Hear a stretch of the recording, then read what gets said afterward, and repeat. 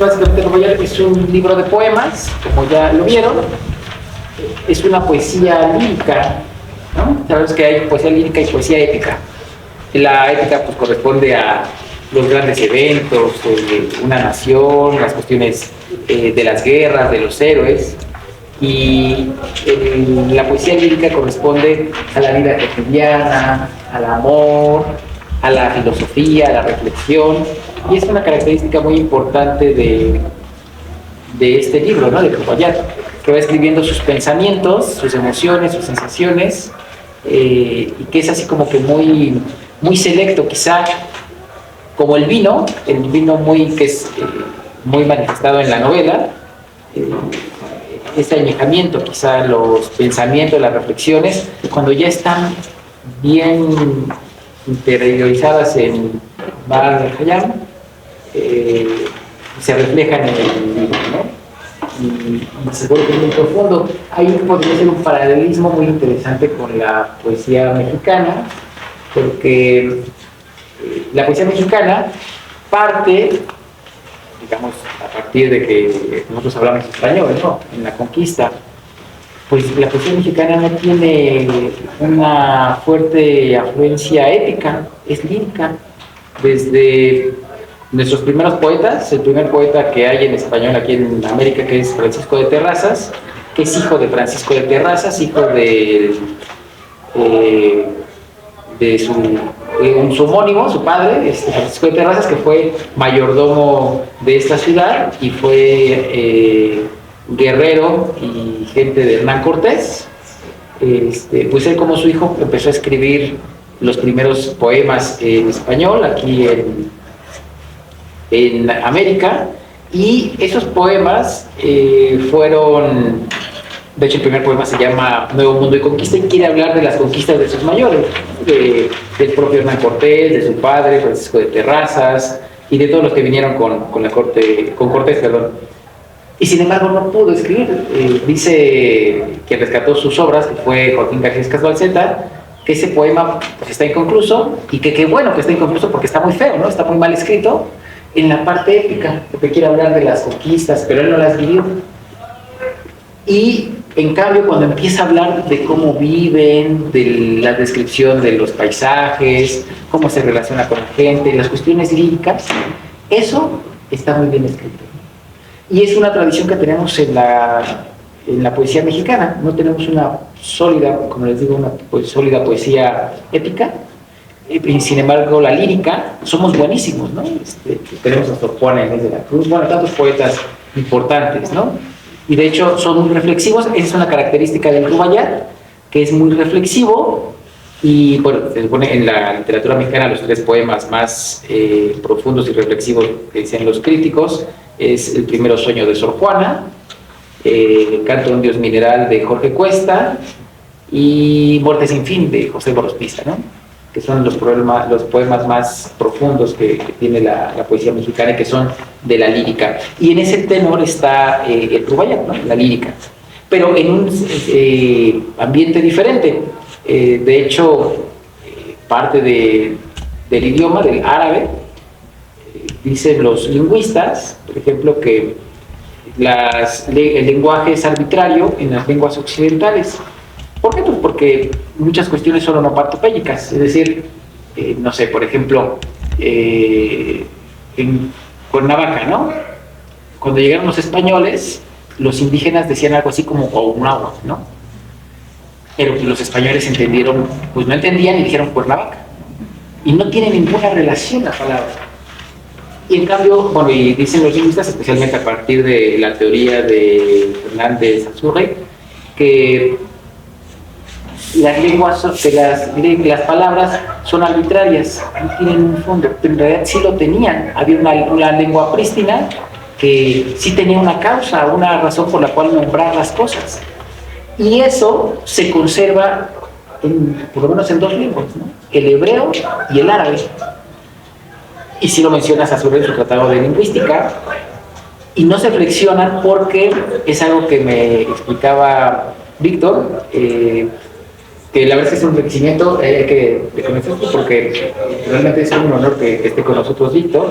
Tiene un conocimiento tremendo de la cultura, estudió un poco de árabe, entonces conoce bastante. Y él me explicaba que no tienen vocales, y efectivamente, como no tienen vocales, no se flexionan las palabras, no se pueden modificar, entonces solo tienen consonantes, y si logras consonantes, pues dices otra cosa, ¿no? Eso no cambia, y eso lo tenemos nosotros, pero ellos sí, y por eso se logra conservar ese lenguaje con un sentido muy profundo, el Corán, etc. Es algo que tenemos con esta obra. Jordan, pues afortunadamente tenemos aquí al doctor Víctor para que nos pueda enriquecer con todo esto de la obra, ¿no? De la literatura. Aunque, bueno, en este caso de Rubaiyat, porque como habíamos mencionado, Samarcanda fue escrito en francés. Pues tiene digamos, una formación muy interesante, y especialmente aquí para los economistas, el autor estudió economía política y sociología. Es algo que nos pareció, bueno, a mí me pareció muy, muy interesante, ¿no? Muy sorprendente. Y bueno, de hecho lo vemos reflejado en buena parte de la obra, las cuestiones políticas, las cuestiones económicas que vamos a abordar. Y pues bueno, pues la verdad es que no me quiero adueñar del micrófono. Yo más bien quisiera ceder la palabra a Víctor, porque también queremos leer algunos pasajes, pero creo que Víctor nos puede enriquecer mucho. Antes de ceder la palabra, hay cosas que también vamos a mencionar, como para adelantarlo, vendría a ser el hecho de que hay ciertas dualidades. Ayer lo comentábamos el doctor Víctor y yo. Hay ciertas dualidades, muchas dualidades marcadas en la novela, pero también hay trilogías, ¿no? Unas trilogías muy interesantes y que están muy marcadas en la obra y en general en el mundo árabe. De hecho, en el Corán hay un libro buenísimo de Eulalio, no me acuerdo, se llama El lenguaje de las trilogías, y tiene una serie de trilogías del Corán, y hay una que está muy bonita, que se les voy a recordar. Dice que una persona puede revivir o puede volver a vivir si ve un rostro hermoso, ver correr el agua o reverdecer la naturaleza, la forma en la que uno puede revivir, dice el Corán. Entonces hay muchas trilogías, y de hecho también hay algunas trilogías aquí que también muy marcadas, ¿no? Para empezar, de los amigos, ¿no? De los tres personajes más destacados de la novela.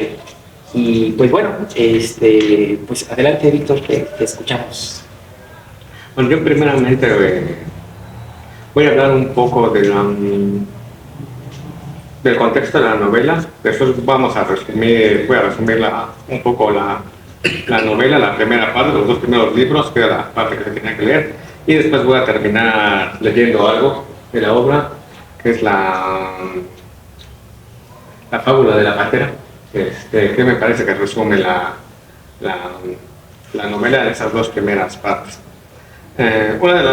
Lo primero es que habíamos hablado con el doctor Jonathan la semana, y también con Luis, que los principales personajes, bueno, los tres amigos, Nissan, Omar y Hassan, ellos existieron y se conocieron, y al menos Hassan y Nissan, el visir, y Hassan, el que funda la secta de los asesinos, ellos eran enemigos. Sí, los dos sí se querían matar, como en la novela, sí se querían matar. Y los dos, y estos, en Nissan, los Nisagina, los que también existieron, y la secta de los asesinos también existieron. Esos bandos existieron históricamente y estaban en conflicto. Lo que hay un poco de cambio es que en Nissan sus seguidores eran más bien como constructores que querían hacer algo, y en lo de Hassan, los asesinos sí realmente querían matar esta orden que tenía un gran imperio para ir matando a sus enemigos. Y más adelante vamos a hablar un poco de cómo formaban a los que participaban en esta secta de los asesinos. Este autor tiene su idea, hay otros autores que tienen otra idea de cómo se formaron estos asesinos. Todos los personajes, los tres principales, de que ya hablaba el doctor Jonathan, son reales, pero también son reales el sultán y la sultana Harkan Hatun, ella también existió, y su esposo Malik Shah también existieron, y que ella era un poco más grande que él, eso también es verdad, eso también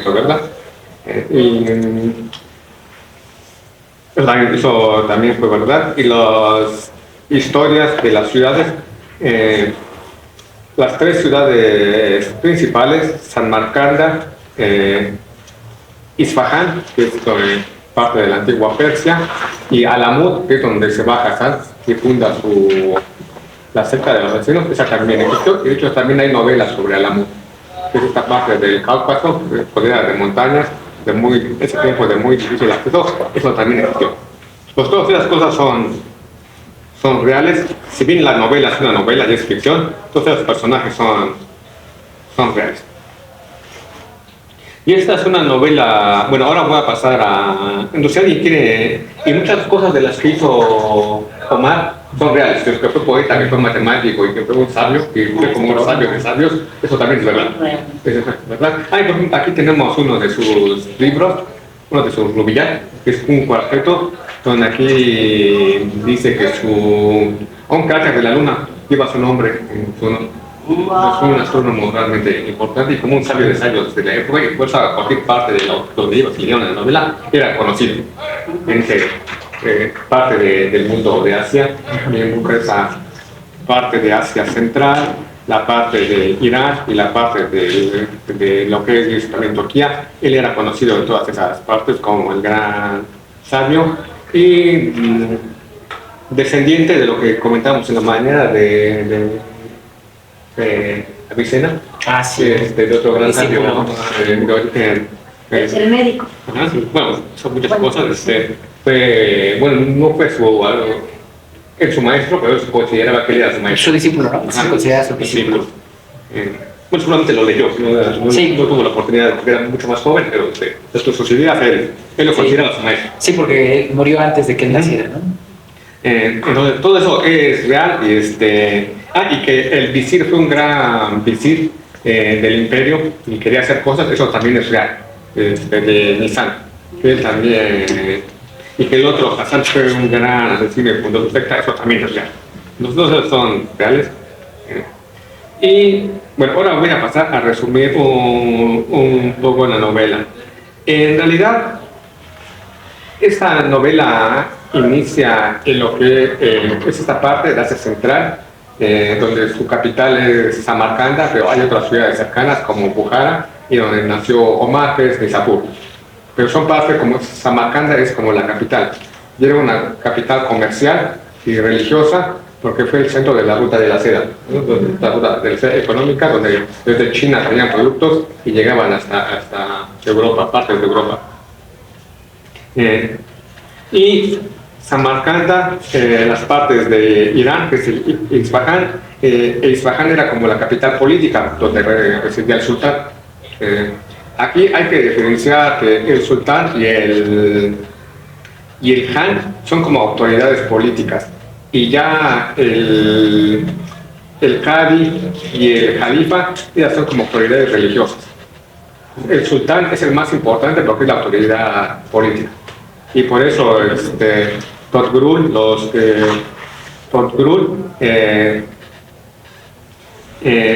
Arslan y Malik Shah, ellos tenían la autoridad política y eran los sultanes. Es una historia de Asia Central, pero narra hace 1000 años, en 1080, y es la conquista de estas partes por Turquía. Los Selçuk y las van para allá, y esa es esta parte de esa conquista. Y es una de las cosas de que participaciones que en la sesión anterior, por ejemplo, Dania lo dijo, que habla un poco de que las sociedades tienen miedo, ¿cierto? En esta conquista, que con el Zarco también la sociedad tenía miedo, aquí también con la conquista de los turcos hacia estas partes, las sociedades de estas partes tenían miedo de lo que los turcos puedan hacer. Hay que diferenciar que los turcos no son árabes pertenecen a otro grupo, pero adoptaron el Islam. Ya hay costumbres que no comparten con otros grupos. No adoptaron, por ejemplo, la lengua árabe, adoptaron el Islam. Y aquí también el autor habla de que no adoptaron tampoco los turcos el derecho de que el primer hijo era el que tenía el derecho a gobernar. Eso tampoco lo adoptaron los turcos.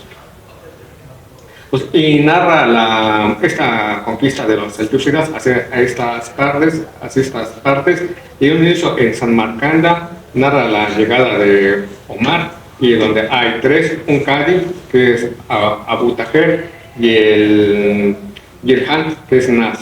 Y ahí se desarrolla la primera acción, que es donde quieren apresar a Omar, lo llevan ante el Han, y ahí empieza la primera parte. Después de esta acción en Samarcanda, la acción se mueve a Persia, a Isfahán, y es después de que los turcos conquistan Bizancio, Constantinopla. Es una capital del mundo cristiano, también la conquistan los turcos, no se quieren expandir aún más y quieren buscar la zona de Persia, de Isfahán, y es en el periodo de que Umar va a Persia por invitación del visir, de Nizam, y ahí después comienza a desarrollarse la acción que todos conocemos, con la trilogía de Omar Khayyam, de Nizam y de Hassan. Hay otros personajes importantes, como es Yahan, la pareja de Omar, ¿cierto? Y otro personaje, mujer importante. ¿Alguien me podría decir otro personaje importante de la novela? Tarkan, ¿no? Tarkan, es la sultana, llega a ser sultana, ¿cierto? Que es la esposa del sultán. Es también de los personajes más importantes. Y el mismo sultán.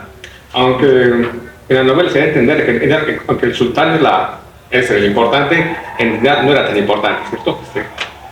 Porque pierde el poder. Hay más acción, y creo que con esto abarco los personajes principales y el resumen de las ciudades principales. Bueno, otra ciudad principal aparte de Samarcanda y su círculo cercano, Nishapur, y en Nishapur nace Omar, ¿cierto? Y en la otra, en Bukhara, nace Yahan. Isfahán es Alamut, que ahora está en el Cáucaso, es donde se va a casar. Bueno, ya esto diría con el resumen para ya después, pero hay muchas más que decir. Me voy a permitir leer la fábula de la pantera. Es algo largo. Bueno, pero es como tres partes. Que maneja a los tres personajes principales de esas dos primeras partes de la novela, que es el visir, que es el poeta y es Hassan. El único gran que es muy diferente a los otros es Omar, ¿cierto? Porque digamos que Nizam y Hassan tenían algunas cosas parecidas, aunque sus proyectos eran muy diferentes. Pero dijimos que tal vez los dos querían hacer grandes cosas, los dos querían el poder, y por eso es porque chocan, ¿cierto? Porque los dos querían el poder y uno de los dos estaba de más. En la corte del sultán, uno de los dos estaba de más. Usted dice que tenían, y los dos querían el mismo poder, entonces había uno que estaba de más. Y los dos se tienen esa visión de que podrían ser, como para ese lugar, no importando si traicionaban al otro. Como a final de cuentas pasa que primero Hassan se podría decir que lo traiciona, después Nizam se podría decir que lo traiciona, y después los dos se persiguen, ¿cierto? Eso es lo que pasa. Pues ellos se pueden decir que utilizan los métodos parecidos, aunque con fines diferentes, podría ser. Porque uno tiene la idea de Nizam al-Visir de la creación de un gran estado, pero Nizam ya ha tenido el poder, y el otro Hassan está en busca de ese poder. y no sabemos exactamente qué es lo que quería crear. Bueno, y el poeta, son los tres. Uno se llama Omar, el otro Hassan y el otro Nisan. Entonces, bueno, voy a empezar a leer. Dice, tres amigos iban de paseo por las altiplanicies de Persia. Aparece una pantera. Toda la ferocidad del mundo vivía con ella. La pantera observa largo rato a los tres hombres y luego corre hacia ellos. El primero, de más edad, el más rico, el más poderoso, gritó: soy el dueño de estos lugares. Jamás permitiré a un animal que haga estragos en las tierras que me pertenecen. Estaba acompañado de dos perros de caza. Los soltó contra la pantera y pudieron morderla. Pero eso solo consiguió enfurecerla a la pantera más. Los mató, saltó contra su amo y le desgarró las entrañas.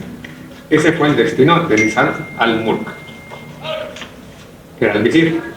El segundo se dijo: soy un hombre sabio, todos me honran y me respetan. ¿Por qué voy a dejar que mi destino se decida entre unos perros y una pantera? Dios dio la media vuelta y huyó sin esperar el resultado del combate. Desde entonces anda errante de cueva en cueva, de cabaña en cabaña, convencido de que la fiera le va pisando los talones constantemente. Ese fue el destino de Omar Khayyam, que es el poeta y el sabio. El tercero era un hombre de fe. Avanzó hacia la pantera con las manos extendidas, la mirada dominadora, la boca elocuente. Sé ven venir a estas tierras, le dijo a la pantera. Mis compañeros eran más ricos que yo y los has desvalijado. Eran más orgullosos y los has humillado. La fiera escuchaba seducida, dominada. Consiguió mucho ascendiente sobre ella y la domó. Desde entonces ninguna pantera se atreve a acercarse a él y los hombres se mantienen a distancia. El manuscrito de Samarcanda, que es un libro que se perdió, concluye: cuando vienen tiempos de confusión, nadie puede parar su curso, nadie puede evitarlos. Algunos consiguen servirse de ellos. Mejor que nadie, Hassan Sabah, que es este último el que domó a la pantera, ha sabido domar la ferocidad del mundo. Ha sembrado el miedo a su alrededor para prepararse en su reducto de Alamut, que es su ciudad, un minúsculo espacio de sosiego. Bueno, y aquí acaba la fábula de la pantera. Podemos preguntar qué les pareció la novela en el inicio. Si alguien nos quiera dar sus comentarios.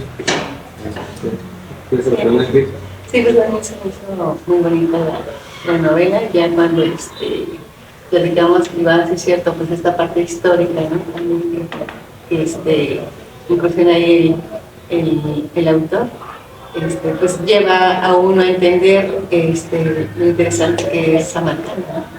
Como esa también ruta de la seda, de ver, cuando empiezo a leer las primeras páginas, de ver que pues, es una ciudad finalmente donde se bullice todo normal, como una ciudad normal de aquella época de 1702 que inicia el libro así, ¿no?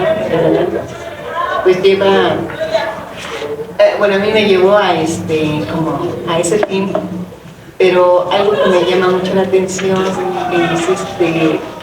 cuando habla, ¿no? De la cerámica, de qué tan importante es el material que se usa también para la construcción, los faros, ¿no? Que dice que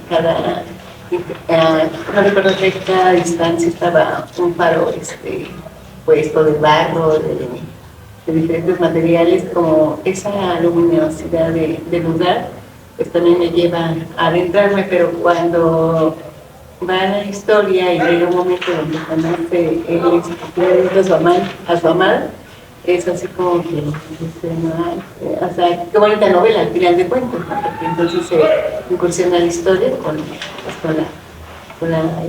la novela. Y cuando hace ya estas, a mí esos versos también que me llamó que señala que es la pobreza que me ha conducido, cuando le dice, sí es el sultán, ¿no? Que está con él,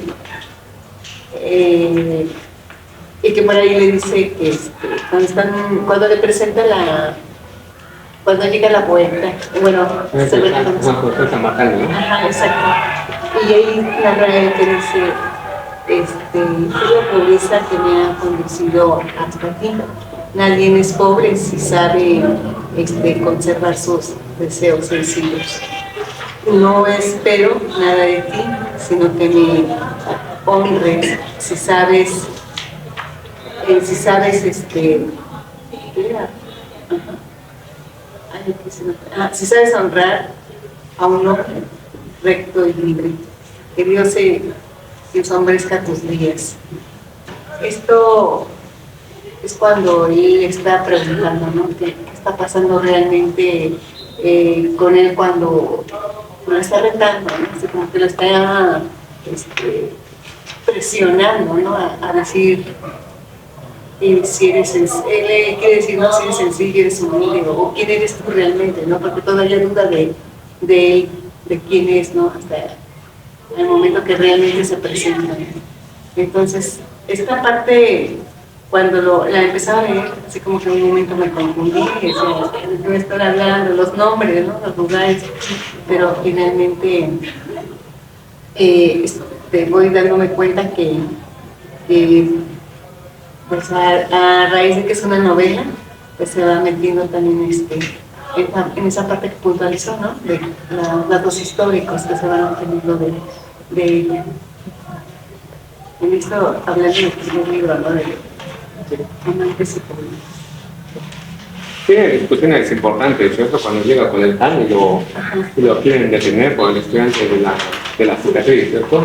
Ajá, sí. Incluso cómo introduce que el miedo cuando dice que antes la ciudad, cuando lo recibió, San Marcán le recibía a todos los visitantes bien, le daban de comer, atendieron su burro, ¿no? ¿Verdad? Sí.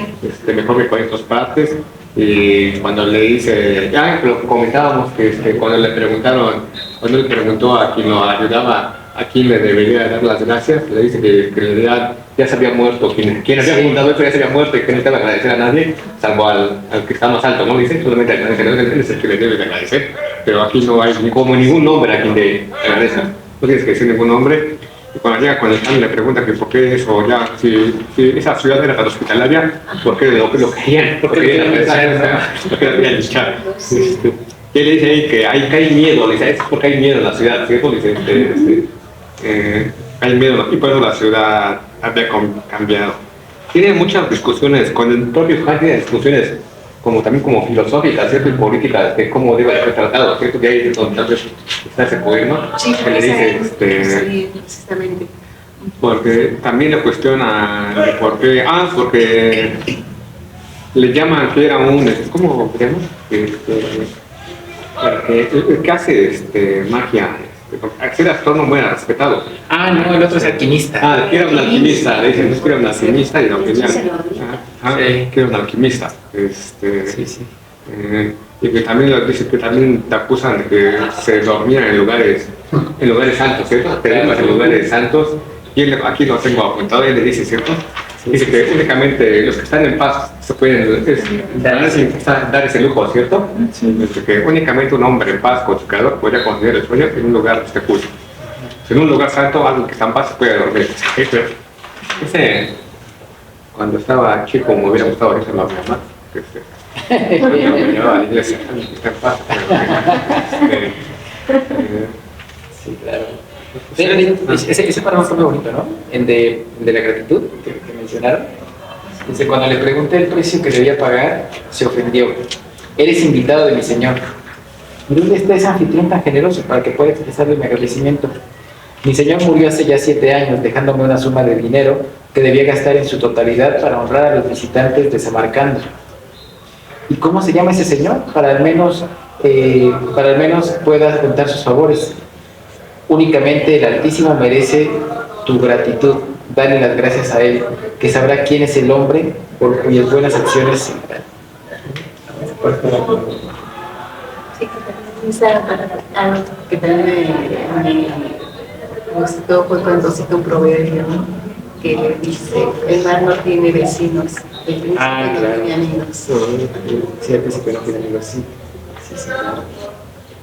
Ahí es donde me confundo siempre con los libros también. Y les digo que lo estaba también escuchando en el libro. Entonces digo, a ver, ¿qué digo? Yo creo que es muy extenso, en realidad todo su contenido tiene un contenido filosófico, ¿no? Yo me puse también a hacer algunas investigaciones porque creo que la verdad no sabía ni qué párrafo agarrar, ¿no? Del libro, porque me recordaba inclusive a mis abuelos, porque voy a volver a atravesar un poquito a mí. Mi abuelo, su familia llegó a México, entraron por Veracruz, venían de Turquía, y yo vengo precisamente de familia de turcos, árabes. ¿Ah, sí? Sí, entonces, sí, me apellido Alfaro, aunque ellos también traían otro apellido más o menos raros. Pero cuando ellos llegan a México, pues ellos se escondían, ¿no? Se escondían porque pensaban que también les iban a perseguir a aquellos antes de la guerra, con los problemas de la guerra que había. Y entonces los esconden ahí en la selva, la Candona, todo ese rumbo, ellos se vivieron peregrinando durante muchos años. Y entonces llegan hasta el sureste, hasta la costa de Chiapas, y estaba todo abandonado, y él me platica cómo llegó a volar en esa parte, ¿no? Y entonces ellos siempre traían, se identificaban porque traían un anillo que tenía un turbante. Todos mis tíos traían siempre su anillo. Y nos hablaban de la tierra un poco, pero también lo ocultaban de alguna forma. Pero bueno, entonces yo dije, quería saber, quería conocer, no me había metido tanto en la situación geográfica de esos lugares, y entonces comencé a sacar también información acerca de esas partes donde vivió este señor. Inclusive también me llamó mucho la atención Avicenna, ¿no? No sabía, Avicenna se llama, ¿verdad? El médico, que fue uno de los primeros, inclusive, bueno, él desde muy chico, y voy a dejar ese tema antes de que pasemos más adelante, porque también lo menciona al principio, ¿no? Él está por allá por los años 980, antes precisamente, como comentaba, que había surgido Omar Khayyam. Y entonces, fue un genio persa también, ¿no? Persa parece ser que fue un genio de un lugar de muchos genios que se dieron a conocer durante diferentes épocas, ¿no? Pero sobre todo también en esa época. Y Avicenna pues tenía 16 años y ya era un experto en la medicina, inclusive había hecho estudios de cáncer, sobre el cáncer, lo había encontrado también problemas acerca de la diabetes. Y entonces pues Persa va revolucionando, ¿no? Y entonces este señor va a hacer un canon de la medicina, unos volúmenes muy extensos, desde muy joven a los 24 años, de un gran médico, pero no solamente eso, como dijo Víctor, ¿no? Ya también él era médico, era filósofo, era astrónomo y también era poeta, aunque creo que en ese tiempo no le llamaban poetas a los que escribían poesía. Al parecer algo me quedó en duda acerca si eran poetas o solamente eran como manuscritos, no lo sé cómo se llamaban en este caso. Y ya nada más para concluir con Avicenna, me llamó mucho la atención porque también en la actualidad lo hemos escuchado muchas veces, ¿no? Que pues Avicenna fue uno de los primeros en sugerir que las emociones eran las principales que afectaban nuestra salud, y pues él creía en esa conexión que había entre cuerpo y mente. Bueno, eso también me llamó la atención, y ya también me puse a buscar acerca de los rubayats y me traje un montón y estuve leyendo los rubayats más que terminar el libro porque me faltaron como 2 capítulos por ahí. Y entonces la profundidad que tiene, ¿no? A lo mejor no es tanto que sean poemas, es algo más como directo, más reflexivo hacia la vida, hacia la muerte, hacia, no sé, el universo, porque sí tiene, es mucho, muy extenso, ¿no? Me llamó también mucho la atención, también dice ahí, por ahí saqué No. biografía del autor, de Amin Luz también, ¿no? Entonces, ¿cómo consideraban a este Omar? Estabas escarbando tus orígenes. Sí, por eso les decía, toqué un poquito más y dije, yo quiero aprender más, inclusive en la hojita que nos dan para hacer para sacar la síntesis. Yo ahí puse, ¿no? A mí me encantaría mucho poder ahondar un poco más en todos esos lugares, ¿no? De ese continente. Y bueno, en personal, se me hizo muy interesante. Yo creo que lo voy a volver a leer. Lo voy a releer porque sí, hay mucho de dónde escarbar. De verdad, no más adelante no puedo comentar alguna cosa. Sí. De hecho, a eso lo platicábamos pero yo, porque es una lectura para leerse con mucha calma, con mucha tranquilidad, porque es muy reflexiva. Hay muchas cosas que incluso puede pasarse uno repitiendo y releyendo el párrafo, no lo ve y entiende, ¿no? Pero hay algo más, ¿no? Siempre hay algo más. De hecho, así es la poesía, ¿no? Le comentaba a Víctor en la tarde que hay un poema muy bueno de Octavio Paz que se llama Hermandad. Ojalá un día lo puedan leer, está muy breve, ¿no? Pero hay una parte donde dice, para la poesía, sin comprender, entiendo, pero sin entender, comprendo. Entonces, así es la poesía, ¿no? No necesitamos entenderla, pero sentimos, ¿no? Es como cuando estamos aprendiendo otro idioma, a lo mejor, o no sabemos otro idioma, pero escuchamos, por ejemplo, música en inglés, ¿no? No sabemos ni qué dice, pero nos gusta, ¿no? Nos gusta y estamos escuchando, no sabemos qué quiere decir, pero algo nos atrae, igual en cualquier otro idioma. Así es la poesía, ¿no? Tiene esa capacidad o el lenguaje poético, tiene esa capacidad de contener muchas cosas por debajo de la superficie. Y justamente, pues, esto está muy inmerso, digamos, esta novela de esos elementos poéticos, ¿no? Que no sé si se les llamaba poetas, honestamente, que la palabra poesía viene del griego, de poiesis, de creatividad, y no sé si en Arabia les dirían, bueno, en el mundo islámico o árabe, les dirían poetas, o no sé, o trovadores, o no sé cómo les dirían, porque es algo que también vamos a ver, que vamos a comentar. Por ejemplo, la pareja de Omar, ¿no? Que era una gran poeta y muy buena política, pero era analfabeta. O sea, todo era, pero no sabía leer. ¿no? No, sí, era culta, pero sí, no sabía leer ni escribir. Pero oculta, me refiero que ella, o sea, no podía salir tanto. Así como porque dice que se cubría para salir, ¿no? Sí. Se cubría. Ajá, pero lo que me refiero es que... O sea, se ponía el vestuario, ¿no? Se bajaba, es presa de la cultura, ¿no? Pero porque dice que... Sí, de acuerdo, sí, pero era una mujer como que se metía mucho en ella misma, ¿no? Así me pareció, o sea, porque todo lo hacía como que oculto. Por ejemplo, con sus amoríos de Omar, se ocultaba ella, se escondía para tener sus amoríos con él, ¿no? Y como que no quería parecer muy visible ante también el misil, me parece, y porque tenía miedo de que él en un momento dado la trajera, ¿no? O sea, eso no quería que uno de ellos, no sé quién fue, no recuerdo. Más bien lo que ella decía es que ella temía que la fuera a ver como para meterla en su harem, y entonces ya no podría tener la libertad de salir, de leer, de hablar de poesía o hablar en asuntos políticos, ¿no? Eso es lo que ella, recuerdo que mencionaba. Pero más bien lo que yo me refería era que ahí enmarca en la novela que ella era, o sea, no sabía leer ni escribir. Cuando le muestra el Rubaiyat Omar, ella dice, no sé leer, no sé leer.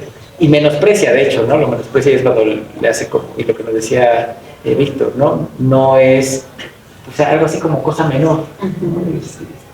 Eso no es digno de ti, casi le dice. Lo menosprecia en los Rubaiyats. Y entonces, eso es algo que destaca, ¿no? Que es una mujer muy culta. Bueno, si es culta por lo que ha vivido, lo que ha aprendido. Y también hay que considerar que en esa época muy poca gente sabía leer y escribir, era muy limitado. Entonces todo se transmitía de forma oral. Pero era, o sea, lo que también es muy interesante es que la estructura mental que tendrían en aquella época para poder memorizar las cosas, ¿no? O sea, nosotros ya no memorizamos porque tenemos el libro, ¿no? Y el papel y ya no lo necesito hacer. Pero imagínense que si esto se lo quieren ustedes contar a sus hijos, a sus nietos, se lo tendrían que memorizar para relatárselo. Entonces la estructura mental era diferente en aquella época. Ya lo digamos ahora con los celulares que cada vez nos borra más la memoria, ¿no? Pero esa estructura mental para poder retener, estar reflexionando y escribirlo, bueno, en el caso de Omar, pero en el caso de ella, para mantenerlo en su mente y dar un poema, ¿no? De gran importancia, ¿no? Como lo hizo ante el sultán fue, ¿no? Que le dijo, ay, ya no me digas, ya no quiero escuchar poemas de que me relaciones, ¿no? Con el Han, ¿no? El Han. No, era el Han. La verdad yo casi no, como la sesión anterior había mencionado, yo casi no soy de lecturas por mí mismo y esto es nuevo para mí. La verdad, desde las primeras páginas me atrapó. El autor tiene una forma de escribir que, si bien, como lo he mencionado anteriormente, es una novela, pero tiene verdades, entonces, la verdad, ya desde un principio sí me atrapó y luego empecé a leer. La verdad se me hizo disfrutable la lectura, no se me hizo pesada, como a diferencia de los textos científicos, tiene mucha información. Pero sí, la verdad está muy amena la obra. Sí terminé de leer hasta donde se había pactado y la verdad sí me llevo con mucha, no sé, precisamente como mis compañeros mencionan, tiene mucho de dónde podemos partir para platicar, ¿no? de la lectura, de la novela. Tiene su parte filosófica, tiene mucho simbolismo, se maneja en la lectura, que es algo que la verdad a mí en lo personal sí me atrapó, ¿no? Y sí, pues sí es una muy buena lectura. Sí. Podemos discutir un poco una vez los personajes. Yo, en contraposición, pero es mi apreciación, en la pareja de Omar, del poeta. Omar tiene de pareja a otra poeta, que es esta poeta de Yehan. Yo aprecio en ella mucha libertad. Porque esta parte es viuda, bueno, no que se diga mal que es viuda, pero hace 1000 años en cualquier sociedad tal vez ya no era bien visto, ¿cierto? Ella es viuda y aparte se maneja libremente en la corte, o sea, ella puede, aparte es poeta, tiene mucha instrucción. Lo único que políticamente los amigos de Omar, que era el Cali, veía incorrecto, era, bueno, de parte tenían visiones de poder, eso también no quiere decir que esté mal, pero el amigo de Omar lo veía incorrecto, ¿cierto? Que no era igual que él no tenía ningún tipo de ambición y que tal vez no era una mujer para él, no porque tuviera nada malo, sino que él no tenía ambición y que ella sí tenía mucha ambición. Era más bien lo que le quería recomendar, pero en realidad tenía mucha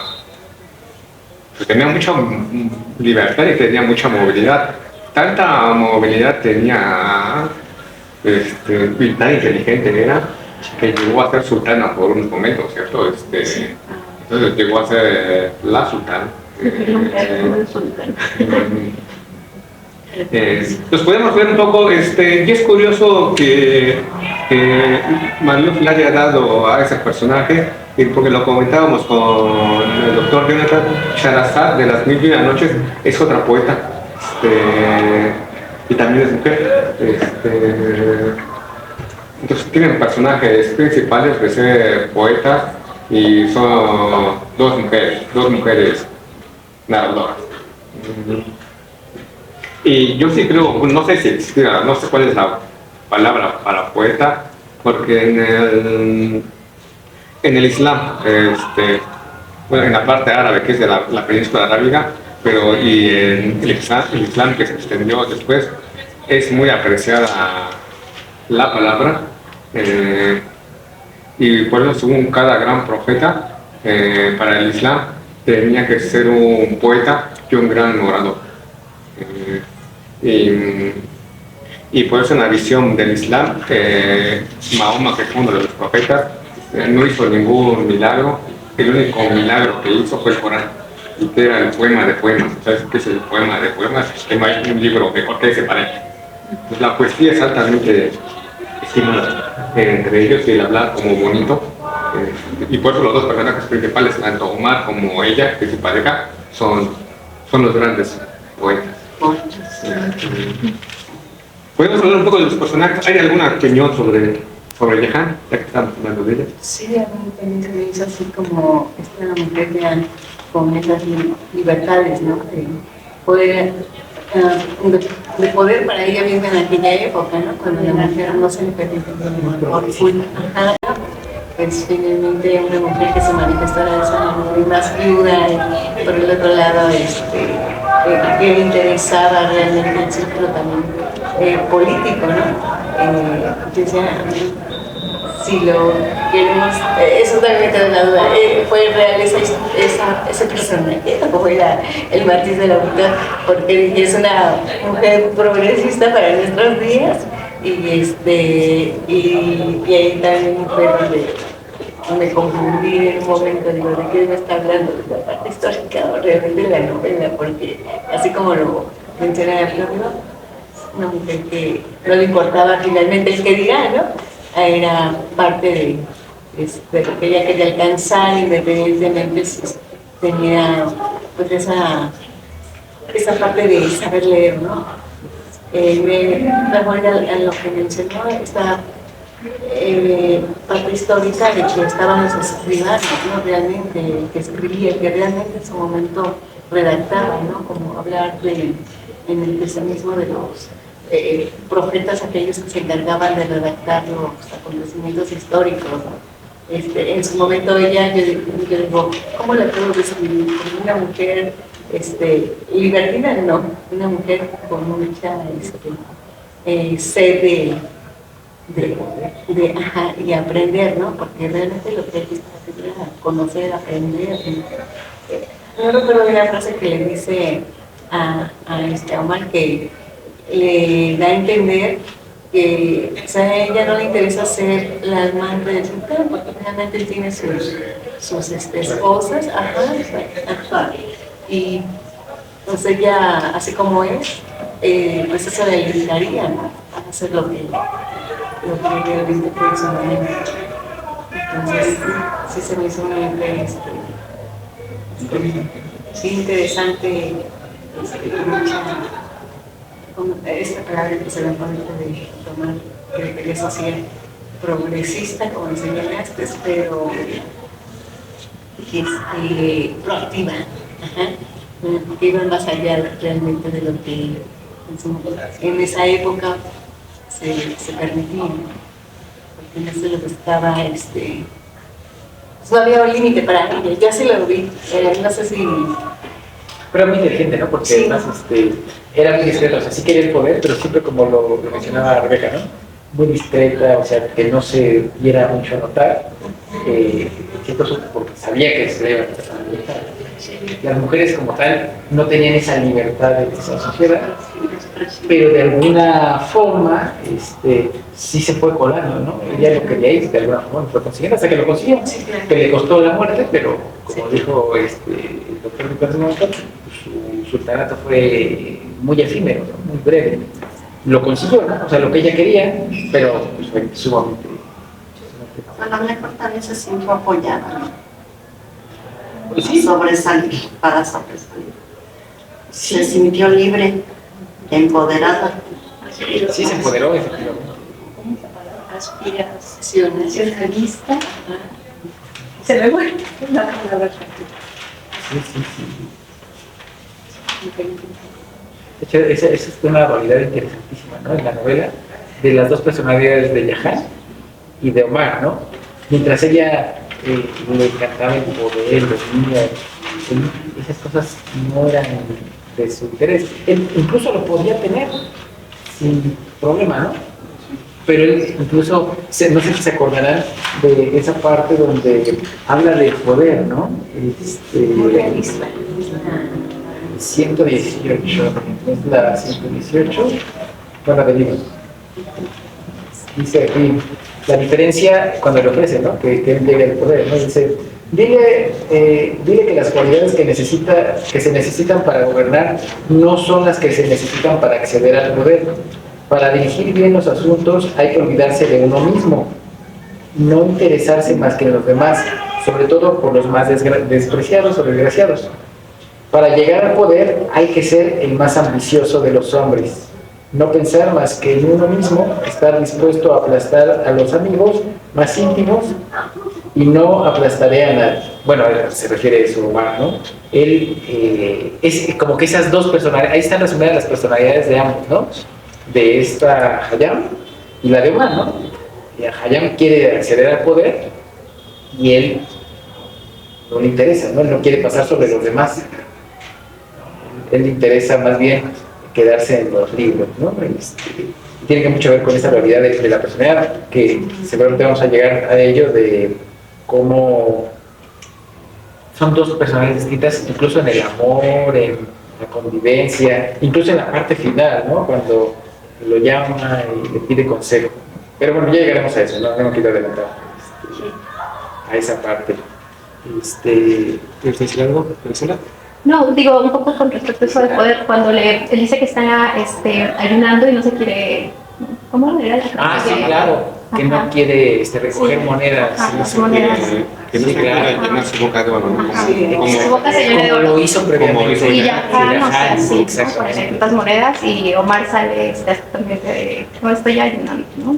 Exacto. Como a él le gusta mucho lo trascendente, ¿no? Y a ella le gusta lo terrenal, ¿no? El Sí. poder, el dinero. Y él lo ve simplemente como un instrumento para vivir, ¿no? Pero no como un objetivo en sí mismo. Como muy realista, ¿no? Yo sí me hubiera llenado mi boca. Y más ahora. Su boca, Sí, es tu boca se llena de oro. ¿Cómo le cambias Yo tanto sí dinero me en la boca? hubiera- Ah, porque ¿cuántas monedas? Como 30, ¿no? No, 46. 46. Como le quedaban a todos. Y entonces nos atragantó, ¿no? Pero es que han de haber sido chiquitos. A lo mejor, pero Unas imágenes. yo me imaginaba los centenarios, ¿no? Más grande. Ay, qué bocota tendría, ¿no? Para que tuvieran tantas. Esa es la diferencia. Nada más. Digo, es que casi a todos los Ay, no, sí, Digo, sí, es Bueno, mucho. eran una dualidad porque eran diferentes, ¿cierto? Sí. Solamente lo tenía como la poesía.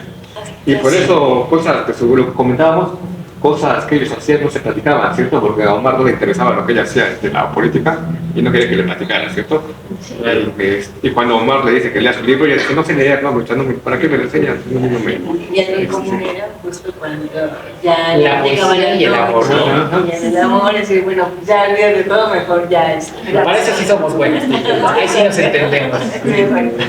Sí. Los signos eran muy diferentes y solamente había pocos lazos, ¿cierto? Y nacieron también amigos y amigas diferentes, ¿cierto? Porque Teján no le caía bien a los amigos de Omar. Y él tampoco era muy de la guerra, ¿no? De la sultana, ¿no? Aunque lo llamaron una vez para consultarle, ¿cierto? Pero él se negó. Entonces son diferentes, y es la única relación en el libro que se da, digamos así, por amor, ¿cierto? El único matrimonio, porque se casa, el único matrimonio que se da, bueno, en la primera parte, ¿no? Que se da por amor. Porque los otros matrimonios fueron alianzas cuando la invasión turca, Togrul se casa con ¿qué nombre? La hija del príncipe de los creyentes, y se fue por interés, ¿cierto? Que realmente fue algo complicado que se casaran. Y Togrul no podía tener hijos, ¿cierto? Pues no hubo descendencia, y fue su sobrino quien adquiere el poder. Pero después, cuando el sobrino se casa con Tarkan, ese también fue un matrimonio por conveniencia, no fue por... no, el otro por conveniencia fue el de Malichak y Tarkan. Ese también es el hijo del sobrino de Togrul, también fue por conveniencia, y por eso Tarkan lo quería quitar, ¿cierto? Ella en realidad mandaba a Malichak y ya después no le importó que Malik se murió, el sultán se murió olvidado, ¿cierto? Lo entierran después, lo tiran, y ella se quedó en el poder. Entonces se matrimonio también por conveniencia, aunque los casaron muy jóvenes, eso también fue por conveniencia. Y la única relación por amor, no sé si podamos decir que el visir y Nizam, o no sé si entre la amistad de los tres y sobre todo del visir, bueno, no sé si entre los tres amigos, no sé qué opinen, podemos decir que entre los tres amigos había amor. ¿O qué pasó? Un amor filial, ¿no? Bueno, pero de uno, el vínculo era Omar, ¿no? Sí. Porque los otros se odiaban, ¿no? Sí, Claro, o sea, entre ellos había como una especie de... El del visir era como un amor de padre, ¿no? Y de Hassan hacia Omar era como de hermano, ¿no? Y de gratitud porque también pues le salvó la vida, ¿no?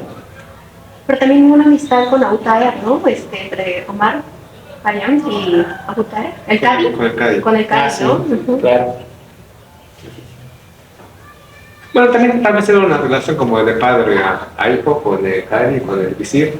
Había una relación de padre a hijo, pero porque era normal, como lo que decía Rebeca, el patrocinio a estas ciencias, a la astronomía, a los poetas, en ese tiempo, en esa parte, era muy apreciada. Y por eso hubo un gran desarrollo de la medicina, de la álgebra, que por cierto Omar escribió un libro de álgebra, ¿cierto? Sí, dedicado a Abu Taher. Lo dedicó. Y de hecho, no fue a él, ¿cierto? Pero su esposa le dijo que no se lo dedicara a alguien, ¿cierto? Su villana, que no se lo dedicara. Si yo iba a dedicar, dijo no se lo dediques a él. Pero creo que fue a otro, no fue a Abu Taher. Bueno, pero fue de amor, se veía realmente amor entre ellos. Sí, yo creo que de algún modo sí, ¿no? Sí existía. Sí, el amor de esa época, ¿no? Podríamos considerar. Eran las circunstancias, ¿no? Sí, exactamente. Los círculos, las relaciones que había. Exactamente. Inclusive yo creo que si Omar Khayyam hubiera tenido su harem, ella lo habría aceptado tranquilamente, porque pues en ese tiempo así era, ¿no? Yo tuvo mi abuelo que no lo tuvieran. Pero lo normal entre las parejas del Islam y en todo el Islam es nada más tener una. ¿Era una? Sí. Pero y entonces, ¿cuáles eran las otras? Pues entonces esos son los gentes importantes, los que pueden tener muchas, porque para ellos lo más importante es su descendencia.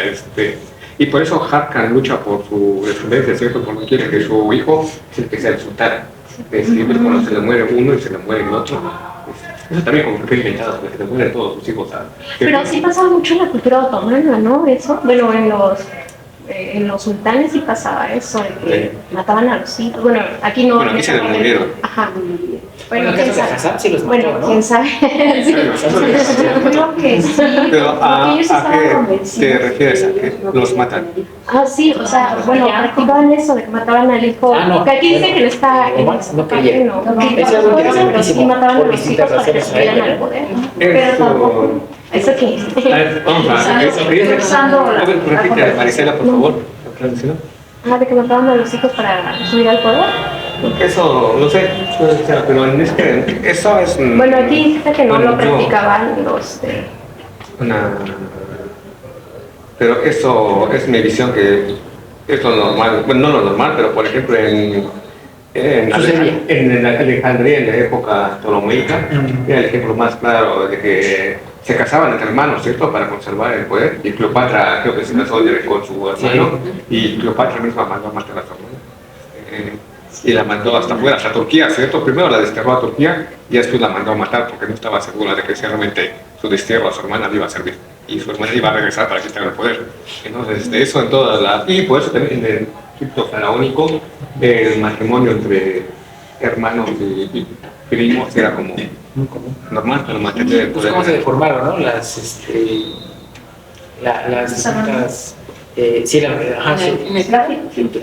por cuestiones genéticas, las dinastías, ¿no?, egipcias, muchas enfermedades se casaban entre hermanos, o bueno, no sé si se casaban, pero procreaban entre hermanos o primos para mantener el poder. Pero yo pienso que en el caso de ellos, pues sí había amor, ¿no? De alguna forma expresan su amor, ¿no? Sí, claro. Su amor y su fidelidad, ¿no? Omar, por ejemplo, era muy fiel pues, al homicida, bueno, a los que él consideraba pues, cercanos a él, incluso hasta Hassan, ¿no? Sí. Estábamos comentando bueno, a mí me pareció que ellos estaban convencidos de que no querían tener hijos tanto Hayan como sí, Omar, porque lo Omar, platican y lo externan de que ellos no quieren. Ajá, y que dicen que por distintas razones, ¿no? Ellos no quieren tener, ella por el poder y él porque, y eso es interesantísimo, ¿no? Porque no quiere hacer sufrir a alguien, porque el vivir en este mundo es muy complicado. Eso era algo también que los unía. Sí. No me acuerdo, pero sí, esa parte es muy interesante. De hecho, parte de esa dualidad de ellos dos, de Omar y de Yaham, perdón, tiene que ver con su visión del mundo, ¿no? Yo había encontrado una... Aquí está, ya le encontré. Perfecto. ¿Qué diciendo? ¿Qué le une a pesar de todo a Hayan? Un detalle, pero un gigantesco detalle. Ni uno ni otro quieren tener hijos. Yahan ha decidido, de una vez por todas, no entorpecer su vida con la prole. Hayan ha hecho suya la máxima de Abul Ala, un poeta sirio. Es que aquí está mal la redacción. A quien venera. Yo sufro por culpa de aquel que me engendró. Nadie sufrirá por mi culpa. Sí. De hecho dice después, no nos equivoquemos con respecto a esa actitud. Hayan no tiene nada de misántropo. No fue él quien escribió, cuando el dolor te abrume, cuando llegues a desear que una noche eterna caiga sobre el mundo, piensa en el verdor que resplandece después de la lluvia, piensa en el despertar de un niño. O sea, él también considera la belleza de la vida y de los bebés, ¿no? Pero pues sabe que van a sufrir. Dice, si se niega a procrear es porque la existencia le parece demasiado pesada de soportar. Feliz, y de hecho escribió un verso, ¿no? Sí. Feliz aquel que jamás vino al mundo, no cesa de clamar. Y en cambio ella actúa por exceso de ambición, él por exceso de generosidad. Es esa dualidad que existe. Y de hecho se ve muy clara en la parte donde hablan de su amor, ¿no? Que viene un poquito antes, cuando le dice ¿quién es el Khan? No conoces el Khan. O decir que es lo que me mencionaba Víctor, ¿no? Que son personas diferentes, que ella busca el poder y él busca algo diferente. Dice, bueno, ya que he dicho, ahí viene algo muy interesante en la escena, ¿no?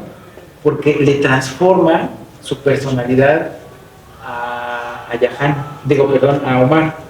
Omar Hayan. El amor que sentía, como que de alguna forma lo permitió, le infundió el veneno que es como una analogía que también vamos a encontrar en Hamlet, que le comentaba a Víctor, que cuando lo vamos a leer, pero cuando vemos que a Hamlet lo matan su hermano, o bueno, al menos se presume, porque le introduce veneno por el oído. ¿Pero qué es el veneno? Pues, cosas que a lo mejor no son ciertas, pero es para que él deje de considerar o tener un buen sentimiento hacia alguien, ¿no? Y entonces es cuando él se transforma, cuando ya le dice el Khan que no tiene nada que ver con esta mujer, con Yahan. Y en ese instante no es por Yahan por quien Hayan siente rencor, sino por el Khan, porque él se da cuenta que ya no la puede ver igual a Yahan. Entonces él dice que no siente, en ese instante no es porque Yahan, en ese instante no es por Yahan por quien Hayan siente rencor, sino por el Kadi. Se arrepiente de haberle dejado hablar y se pregunta si sus palabras no han turbado irremediablemente la mirada que le dirige a su amante. ¿Me ha abierto el Kadi los ojos a la verdad o solamente he velado mi felicidad? Piensa Hayan, ¿no? y entonces como que lo transforma. Esa escena se me hace muy importante, muy fuerte, porque le transforma los sentimientos. Ahí se muestra cómo transforma los sentimientos a través de las palabras, ¿no? Él tenía un sentimiento muy puro y muy natural por Yahan, y de repente con lo que le dijo el Cadi, ya no la ve igual. Y eso nos pasa muchas veces, ¿no? Podemos ver muy bien a alguien y de repente alguien nos llega con un chisme o una maledicencia, lo que sea, y si lo creemos, si no tenemos cuidado en lo que escuchamos, lo podemos tomar 10 juntillas y transforma el sentimiento, ¿no? Dice aquí, incluso Yahan le dice, has cambiado, Omar, no sabría decirte en qué, pero hay una forma de mirarme y de hablarme en un tono que no podría definir, como si sospecharas que he cometido una mala acción, como si me guardaras rencor por alguna razón. No te comprendo, pero de pronto me siento profundamente triste. Él trata de atraerla hacia sí, pero ella se separa vivamente. No es así como puedes tranquilizarme. Nuestros cuerpos pueden prolongar nuestras palabras, pero no pueden sustituirlas ni desmentirlas. Dime qué pasa. Le dice Yahan, si decidiéramos no hablar de nada hasta mañana, mañana ya no estaré aquí. El Khan abandona Samarcanda al amanecer, ¿no? Sí. Entonces ahí le transforma, ¿no? Esos sentimientos. Y que de hecho viene algo muy padre, porque bueno, dentro de todo eso, cuando ya comienza, cuando dice que si podrían compartir su vida, ¿compartir tu vida? No hay nada que compartir. Lo has dicho sin ninguna acritud. Era solo una comprobación para otra parte no desprovista de ternura. Pero al ver el rostro horrorizado de Omar, le suplica que la perdone y solloza. Sabía que esta noche lloraría, pero no con estas lágrimas amargas. Sabía que íbamos a separarnos por mucho tiempo, quizá para siempre, pero no con estas palabras ni con estas miradas. No quiero llevarme del más bello amor que he vivido el recuerdo de estos ojos de un extraño. Mírame, Omar, una última vez. Recuerda, soy tu amante. Tú me has amado y yo te he amado. ¿Me reconoces aún? Y entonces ya al final, pues ya cuando se separan, pues ya obviamente Omar sufre, ¿no? Y dice, al día siguiente 2 nuevas líneas en el manuscrito. La caligrafía es débil y vacilante y torturada. Entonces escribió, Omar, ¿qué solo estabas, Hayam, junto a tu amada? Ahora que se ha ido, podrás refugiarte en ella. Y entonces, pues, prácticamente dice que ya está con ella porque se queda el recuerdo con él, ¿no? O sea, ya no la tiene porque estaba con ella, pero estaba pensando en que se iba a ir, en que si no la amaba o si ella no lo amaba, si no más le interesaba el poder o era porque estaba cerca del Cari, etc. Y entonces no estaba realmente con ella. Pero ahora que ya se fue, dice, pues ya todo el tiempo se refugia en ella porque la tiene, ¿no? Y eso tiene mucho que ver. Hay unos poemas muy bonitos de Borges y de José Emilio Pacheco, donde, por ejemplo, Borges dice que hay un poema bellísimo, ¿no? Que se llama Everres, y dice, así comienza, dice, solo una cosa no hay, y es el olvido. Dios que salva el metal, salva la escoria. Y bueno, dice otras cosas, ¿no? Pero dice, solo una cosa no hay y es el olvido. ¿Por qué? Porque cuando hay un rompimiento, un sufrimiento o algo, lo único que no hay es el olvido. O sea, todo el tiempo estamos recordando, quiere quitarse de la mente pues ese rompimiento, esa persona, y no, la tiene todo el tiempo. Y eso es lo que en cierto modo tiene Omar, ¿no? Dice, ahora que se ha ido podrás refugiarte en ella, porque solo está pensando en ella, ¿no? Sí, no puede pensar. Exactamente. Sí, la amaba, porque ¿Sí? inclusive ellos llevaban 9 años como amantes. Eso Sí. lo dice en el libro del Paraíso de los Asesinos, Sí. y dice que 4 años de casados, ¿no? Ajá. Y la forma tan hermosa que narra en el Paraíso de los Asesinos, en el capítulo 15, cuando habla acerca de la mesa que está puesta, de la azufaifa, que era la fruta roja, crujiente, y cómo se va acercando a ella para besarla cuando va llegando la sirvienta, según dice aquí, ¿verdad? Dice, y cómo los hace que se separen y agarran sus copas y otra vez, ¿no? Pero habla acerca de que ha sido, bueno, para mí me da a entender que ha sido tortuosa a veces la separación. Pero además esa parte es muy interesante porque Sí. platica de las diferencias de cómo ven la vida ellos. Dice, juntos y diferentes, amantes desde hace 9 años, como mencionabas, casados desde hace 4, sus sueños no viven siempre bajo el mismo techo. Yahan devora el tiempo, Omar lo bebe a sorbos. Ella quiere dominar el mundo. La sultana le presta oídos y a esta le presta oídos la sultana. Durante el día intriga en el harén real, sorprende los mensajes que van y vienen de los rumores en la alcoba, etcétera, ¿no? Se excita, se agita, se exalta. Por la noche se abandona a la felicidad de ser amada. Para Omar, la vida es diferente. Es el placer de la ciencia, ciencia del placer. Se levanta tarde, bebe en ayunas la tradicional copa de la mañana y luego se instala en su mesa de trabajo, escribe, calcula, traza líneas y figuras, escribe de nuevo, transcribe algún otro poema en su libro secreto. Por la noche acude a su observatorio construido sobre un montículo cercano a su casa. Solo tiene que atravesar un jardín para encontrarse en medio de los instrumentos que ama y acaricia, que engrasa e ilustra con sus propias manos. Con frecuencia lo acompaña algún astrónomo de paso. Bueno, ya habla ahí de nuevo, dice, básicamente habla de esa parte, ¿no? Y que habla también de por qué no tienen hijos. Dice, ¿qué les une a pesar de todo, Yahan? Que ni uno a otro quiere tener hijos, ¿no? Pero, o sea, esas contradicciones hacen que los unan. No podían. No querían. Bueno, no sabemos si no podían, pero maneja que no querían. Y tenían sus argumentos para no. ¿Y ustedes creen que es realidad o es? Sí, por supuesto, en la actualidad hay personas que están muy convencidas de no querer tener hijos. Bueno, en la novela es... Yo tengo todas mis sobrinas, no de querer tener hijos. No, ahorita ya no. En la novela es totalmente increíble porque Yahan quería interés en el poder y todo eso un hijo le iba a estorbar. Sí, claro. Y Omar realmente no quería tener ninguna otra ocupación más que ser poeta de la astronomía. Entonces también pensaba que todo eso un hijo le iba a... Pero yo voy a que en ese tiempo, ¿cómo es que ellos Eran buenísimos para pues, eso. Sí, ya eran buenísimos para eso. ya tenían su Sí, pues forma de... no sé, pero por ejemplo, el Kama Sutra, pues ahí vienen muchas...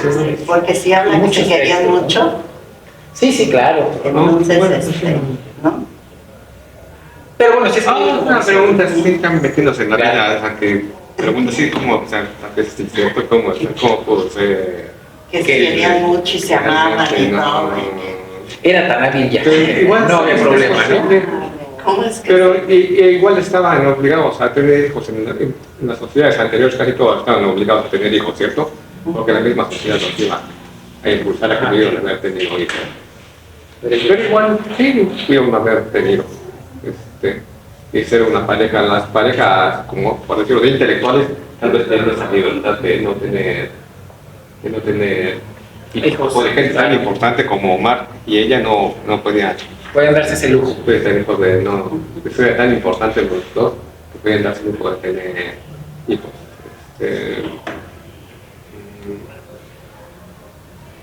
Tener hijos. Pero siempre fue muy fiel, ¿no? Sí.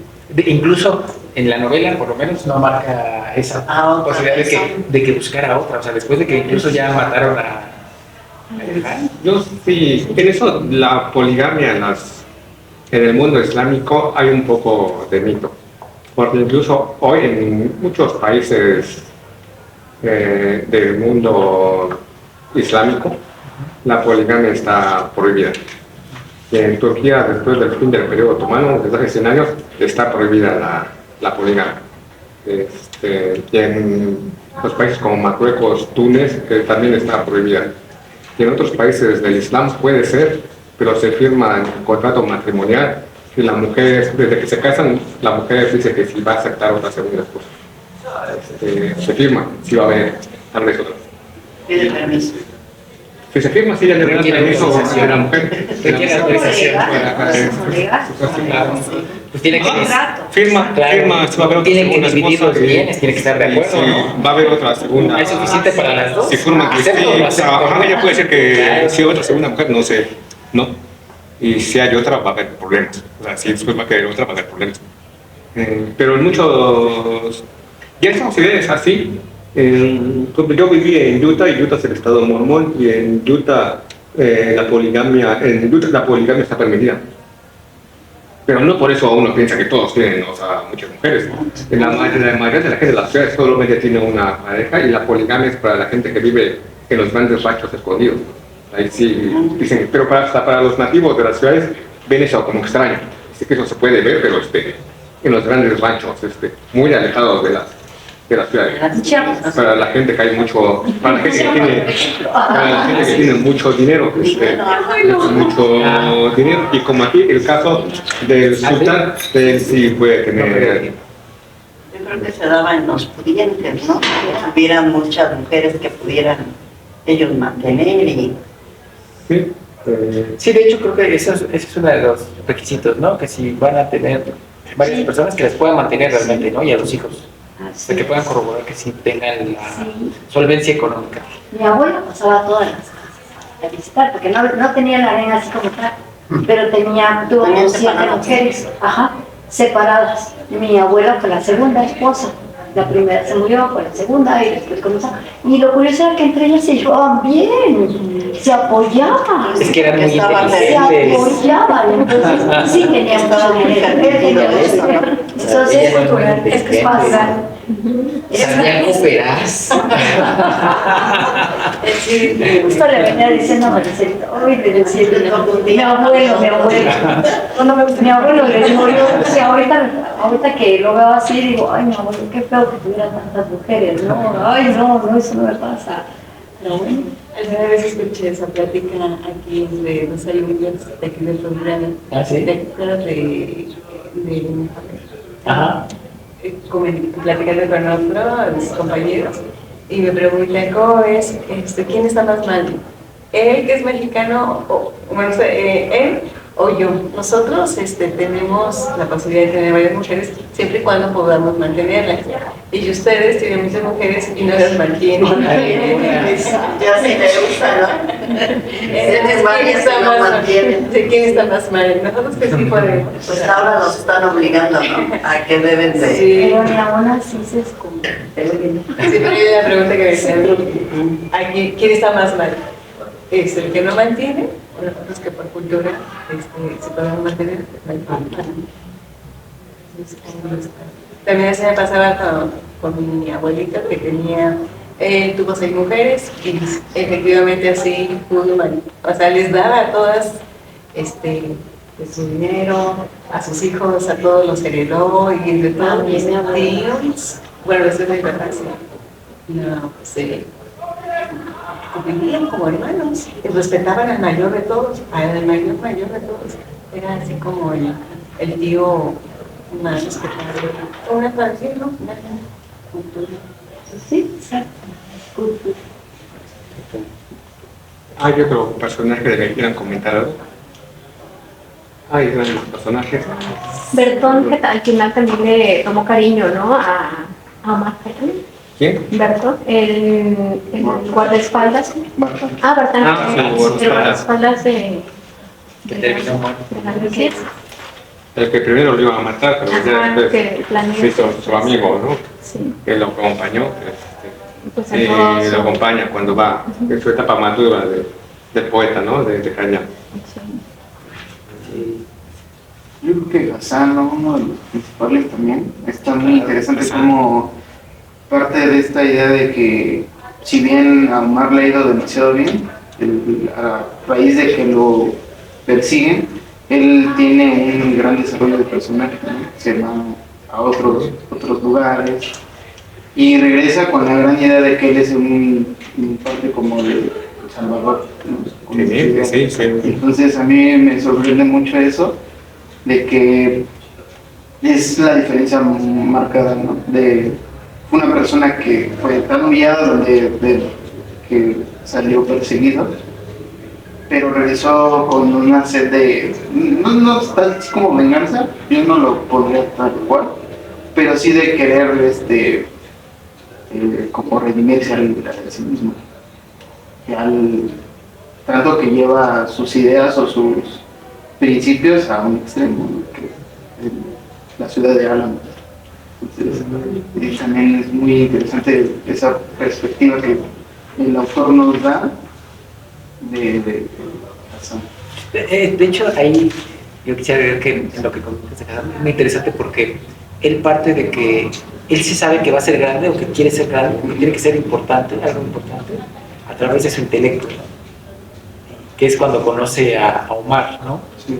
Y ya se empiezan a platicar y a decir, y se da cuenta que, pues, que es muy culto, ¿no? Sabe mucho, muy inteligente, y que eso lo va a llevar a algo bueno. Por eso va a buscar al gran visir. al gran visir, ¿no? Va a buscar al gran visir, y entonces ya es cuando lo introduce Omar, ¿no? Lo introduce Omar, justamente por eso, ¿no? Pero él sí sabe que es grande, pero por su inteligencia, ¿no? Y esto tiene mucho que ver incluso con los sabios, ¿no? Decía, bueno, si observamos el caso de Omar, como que incluso Omar Khayyam está por encima de Hassan, ¿no? Porque el otro es muy estudioso, muy culto, pero no tiene la humildad que tiene Omar, ¿no? Y eso es algo que vemos. Y Omar pues hizo ciencia, hizo matemáticas, astronomía, poesía, muchos conocimientos. Y decía algo, no sé si recordarás ese libro de Federico Engels, El origen de la familia, la propiedad privada y el Estado, donde dice que lo que distingue a los hombres, a los genios que habían en el pasado, porque sé que antes había muchos genios, ¿no? Como Omar Khayyam o como Hassan, pero ya no los hay, ¿no? Dice que lo que generó esa reducción de hombres grandes fue la división del trabajo. Y sí es cierto, ¿no? Omar sabe hacer matemáticas, astronomía, le gusta ver la naturaleza, sabe música, ¿no? Como igual que Yahan, o los instrumentos, o la poesía, por ejemplo, ¿no? Y logra hacerlo porque tiene esa diversidad. En cambio, ya en la modernidad, como se estableció una división del trabajo, ya no, esa especialización, efectivamente, ya no pueden desarrollar todas las habilidades que podrían complementarse. Difícilmente se podría ser un especialista en muchas cosas. Claro. No es especialista en algo. Sí. Incluso, a pesar de que, no sé, tenemos carreras o estamos teniendo una carrera, bueno, desde mi perspectiva, pero por ser multidisciplinario sí es algo, exige en la carrera, dedicarse el tiempo para ser un especialista o tener varios gustos sí es algo complejo. Sí, claro. No, para empezar, no te lo retribuye, ¿no? Por eso, si sabes de mucho, te pagan poco, ¿no? Si te vuelves especialista en algo, ya te pagan más. Es como, por ejemplo, un médico, ¿no? Un médico general, pues gana cierto dinero, ¿no?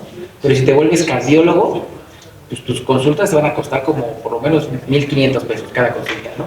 Y si te vuelves cardiólogo en, no sé, en neonatos o en o pediátrico, pues el doble o el triple de tu consulta, ¿no? Más aparte de lo que cobres por otras cosas. O sea, el más especializado te pagan más.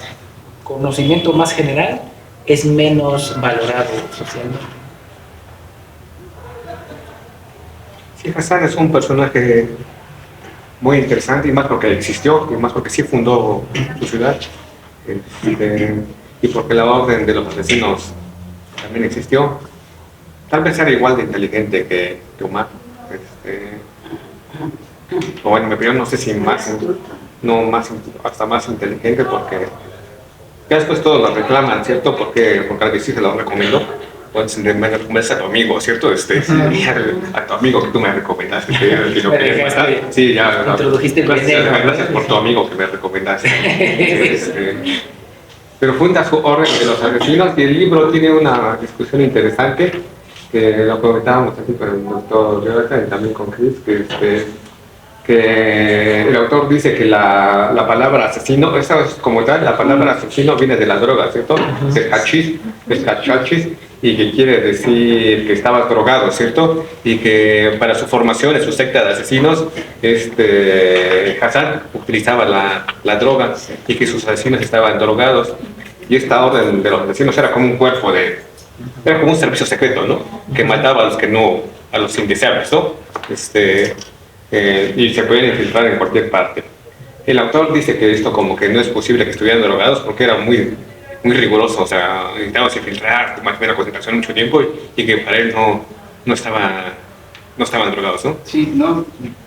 Explica sobre esa parte de que cada una de las actividades requería de una concentración o de un nivel de atención donde, no sé, difícilmente estando fumado, como yo lo veo de esa manera, pues podría uno tener esa delicadeza de hacer esas actividades o llevarlas a cabo, ¿no? Claro.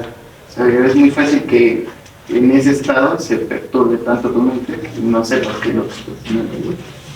y él dice que más bien asesinos tienen de otra palabra que es la fe, ¿cierto? Como que los que atrapan la fe o algo así, ¿cierto? De los que verdaderamente creen.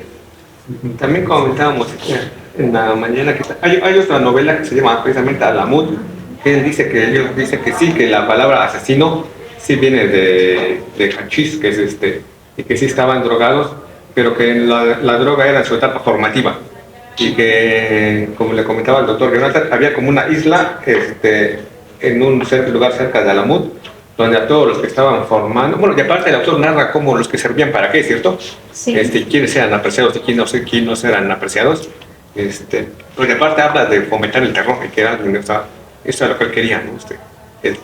Sembrar el terror en las partes donde iba, y así iba a conquistar el poder. Pero en otra novela que se llama Alamut, narra que sí los drogaban, y que los dormían, y era como todo un proceso, porque después de que los drogaban despertaban en una isla muy bella con animales, árboles y mujeres que sabían bailar, cantar, tocar instrumentos, y los hacían creer que estaban en el paraíso para convertirlos, y ya después que abrazaran la fe de los asesinos. Entonces es otra visión de cómo surgieron los asesinos, pero realmente ellos existieron, fue como una orden que ya todos los imperios deben de tener, ¿cierto? Un cuerpo que vaya a matar a un servicio secreto, que vaya a matar a los enemigos. Y también el vestir tenía el suyo, y por eso se persiguen, ¿cierto? El objetivo de Hassan era matar al visir, y el objetivo del visir era matar a Hassan. La sultana y el sultán pactan con Hassan para que mataran al visir, ¿cierto? Sí. Y ya después el visir también Es buenísimo. va a ser el objetivo que después de que matan al visir, a Nizam, el visir deja dicho que tiene que matar a los que lo mataron a él, ¿cierto? Sí. Y en su lista estaba Hassan, que ya estaba en su lista, estaba el sultán, y al sultán sí lo mataron, estaba la sultana, Tarkan, que también murió, estaba Jahan, que también murió. Y lo único que, no sabemos si Omar estaba, él dice que no, porque Nizam era su amigo, que no lo iba a querer matar. Y lo que no sabemos, y Hassan se murió de viejo, ¿cierto? Él es el único que se murió de viejo. Pues es 85 años. 84. 84, perdón. No, 84 fue Omar, ¿no? Omar. Y Hassan de 80. 80, sí. No tuvo descendientes porque para educar mató a sus hijos, ¿cierto? Sí. Mató a sus hijos. Pero entonces, ¿cómo dice ahí que, bueno, habla el libro de la cuarta generación, que es su nieto? Sí. Ajá, y incluso se llama así igual que el Hassan. Bueno, el nieto es del sucesor que él designó, Sí. no de Hassan. Del Redentor, que cambia todas las reglas, ¿cierto? Y él dice que ya no necesitas rezar porque ya estamos en el paraíso, ¿cierto? Que ya necesitas rezar, demuestras que tienes falta de fe. Exactamente. Para rezar es para que no tiene fe. Ya estamos en el paraíso. Y rompe todas las reglas. Sí. Estaba prohibido el vino y él regresa, ¿cierto? Sí, claro. Hizo cosas. Que ese es otro de los simbolismos, ¿no? El vino. No. Hizo cosas buenas. Sí. Sí. El vino es muy interesante, ¿no? Ahí Bueno, el vino y todavía en algunas partes del Islam está prohibido. En ese tiempo todavía debió no estar prohibido. Por Pero- eso es que azotan al largo técnico. Ajá, claro, al discípulo más avanzado de Avicena, ¿no? Está prohibido. Sí, cualquier cosa que todavía en algunas religiones, también para los mormones, el café está prohibido. Todo lo que está ganando en tu cuerpo debe estar prohibido. A mí me llamó una parte de lo que decía, cuando le envía la carta, que lo invita a que vaya a la MU para que esté ahí protegido, y que él rompe la carta y dice que tenemos en común ese hombre y yo. Yo soy un adorador de la vida y él un idólatra de la muerte, ¿no? Sí. O sea, y yo escribo, si no sabes amar, ¿para qué te sirve el sol que salga y se ponga? Hassan exige de sus hombres que ignoren el amor, la música, la poesía, el vino, el sol, desprecia lo más bello de la creación, ¿no? Sí, claro. consideraba el vino, ¿no? Sí, sí, sí. Porque se ponía bien. Lo sigue siendo. No, sí, todo el tiempo con esta Yahan, Yahan. veían, incluso cuando se despiden, cuando ella le llama para que le dé el consejo, dice, ya déjate, vente, vamos a tomar vino, estás desnuda conmigo, tomamos vino. Se relaja. Ajá, y ahí es donde estamos juntos, ¿no? El vino para él era fundamental, como que los placeres de la vida, ¿no? Ya no se habló acerca de que Omar, su gran anhelo de Omar era construir el observatorio, ¿no? Ah, sí. Y finalmente Bueno, al principio sí lo consiguió, ¿no? Sí, ajá, sí. Luego se lo destruyen. Después se lo destruyen. Pero después lo vuelve a obtener el MER, ¿no? Que se lo ofrece nuevamente el gobernador del MER. Pero después vuelve a... Bueno, ya es cuando matan a su... ¿Víctor? ¿Cómo? ¿Víctor? Al visir, ¿no? No, circulante. No, al guardaespaldas de circulante, visir. Bartán, ¿no? Es cuando se va, circulante, regresa a sí, Nizapur nuevamente. Y bueno, y cuando muere, ¿no? Que dice al final, Dios mío, tú sabes que he tratado de percibirte. Porque también lo acusan de ateo, ¿no? El MER. Dios mío, tú sabes que he tratado de percibirte todo lo que he podido. Perdóname si mi conocimiento de ti ha sido mi único camino hacia ti, ¿no? O sea, eso me dice como digamos. Sí, claro. Es interesante porque el observatorio porque lo consigue sin haber hecho lo que le había pedido Lucy, ¿no? Que le decía que tienes que ir a vigilar, espiar y todo eso. Ajá, claro. No, tajantemente, o sea, ya traía No rompió sus principios en el mundo. Sí, claro. Se enfocó y lo logró. También qué símbolo, ¿no? Que sea astrólogo, que esté viendo las estrellas, Eso. o sea, lo trascendente, ¿no? Ajá. Él siempre estaba viendo más allá, o sea, no lo terrenal, por eso la diferencia con esta Yahan, ¿no?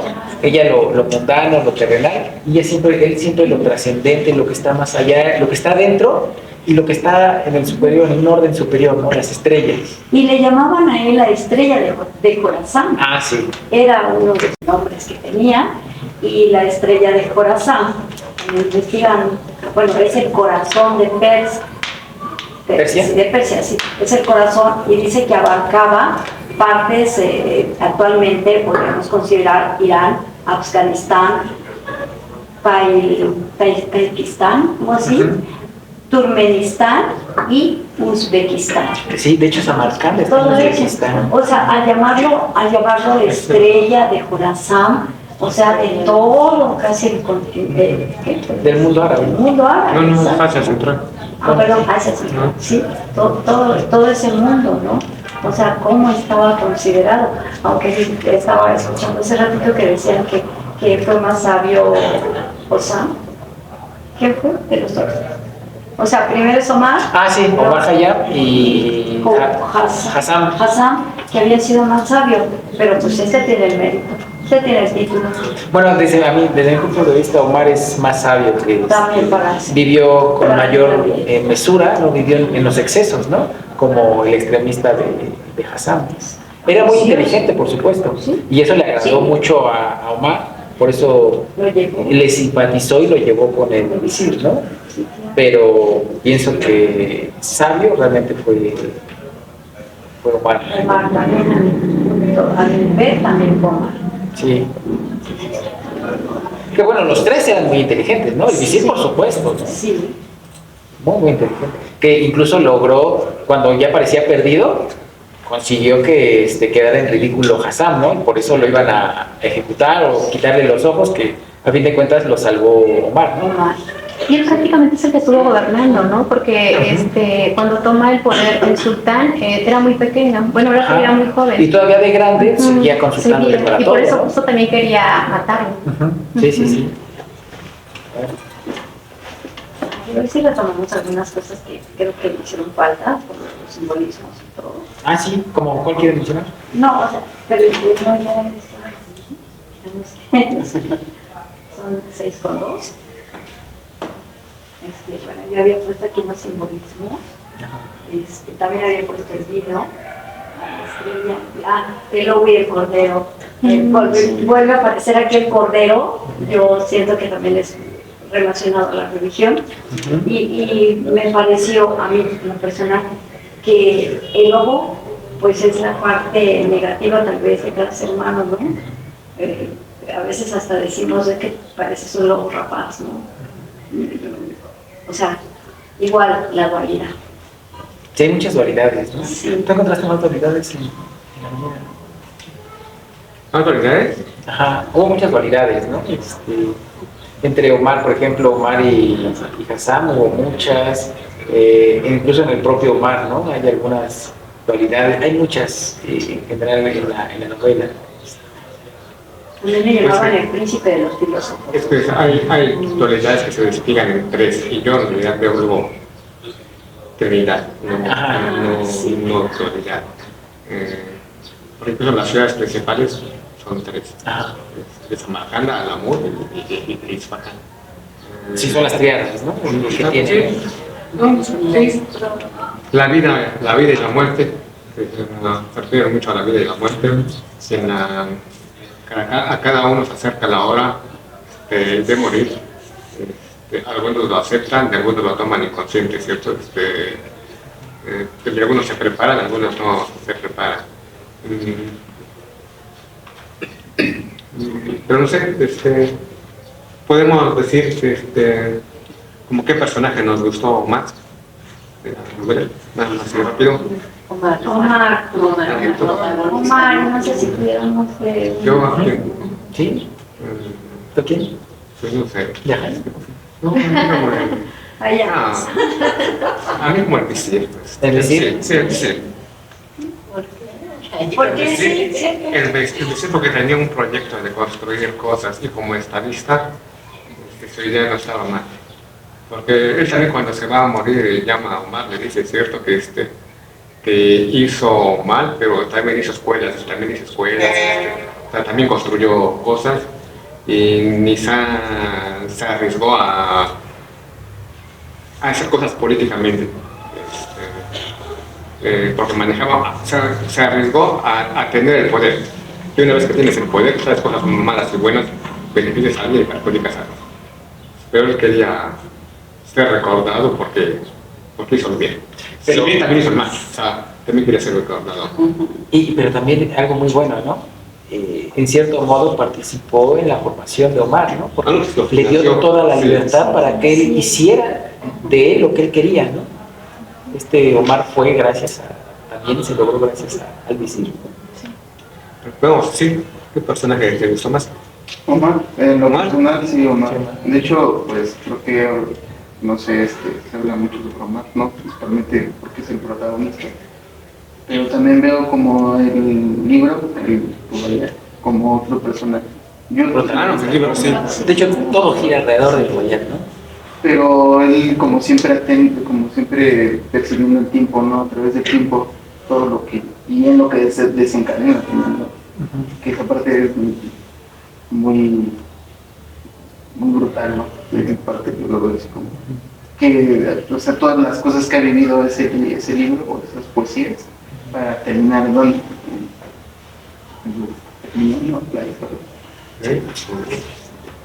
Y hasta dentro de los novelas se ve también las dualidades. Me permite leer una. Sí. Más allá de la tierra, más allá del infinito, buscaba yo el cielo y el infierno. Pero una voz grave me dijo, el cielo y el infierno están en ti.